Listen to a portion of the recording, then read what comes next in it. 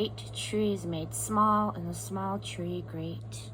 Ezekiel 17. God's message came to me.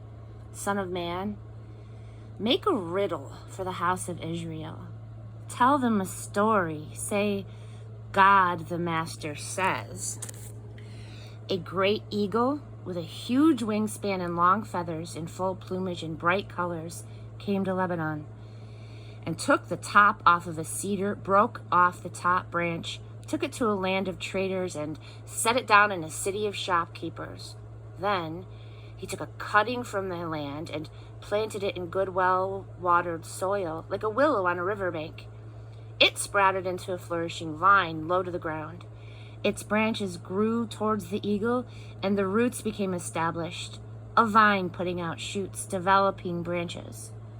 There was another great eagle with a huge wingspan and thickly feathered.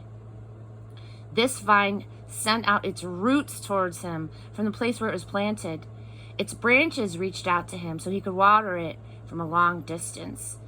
It had been planted in good, well-watered soil, and it put out branches and bore fruit and became a noble vine. God the Master says, will it thrive? Won't he just pull it up by the roots and leave the grapes to rot and the branches to shrivel up, a withered dead vine?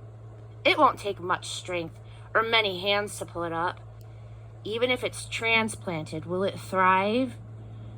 When the hot east wind strikes it, won't it shrivel up? Won't it dry up and blow away from the place where it was planted? God's message came to me. Tell this house of rebels. Do you get it? Do you know what this means? Tell them the king of Babylon came to Jerusalem and took its king and its leaders back to Babylon. He took one of the royal family, made a covenant with him, making him swear his loyalty. The king of Babylon took all the top leaders into exile to make sure that this kingdom stayed weak, didn't get any big ideas of itself, and kept the covenant with him so that it would have a future. But he rebelled and sent emissaries to Egypt to recruit horses and a big army. Do you think that that's going to work? Are they going to get by with this? Does anyone break a covenant and get off scot-free? As sure as I am the living God, this king who broke his pledge of loyalty and his covenant will die in that country, in Babylon. Pharaoh with his big army, all those soldiers, won't lift a finger to fight for him when Babylon sets siege to the city and kills everyone inside.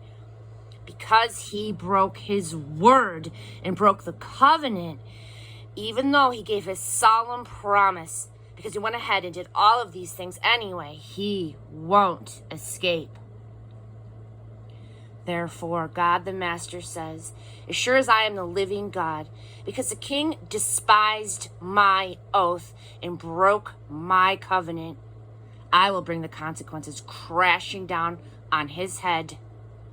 I'll send out a search party and catch him. I'll take him to Babylon and have him brought to trial because of his total disregard for me.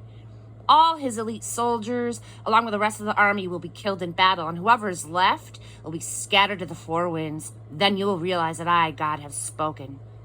God the Master says, I personally will take a shoot from the top of this towering cedar, a cutting from the crown of that tree, and plant it on a high and towering mountain, on the high mountain of Israel. It will grow, putting out branches and fruit, a majestic cedar. Birds of every sort and kind will live under it. They'll build nests in the shade of its branches. All the trees of the field will recognize that I, God, made the great tree small and the small tree great. Made the green tree turn dry and the dry tree sprout green branches. I, God, said it, and I did it.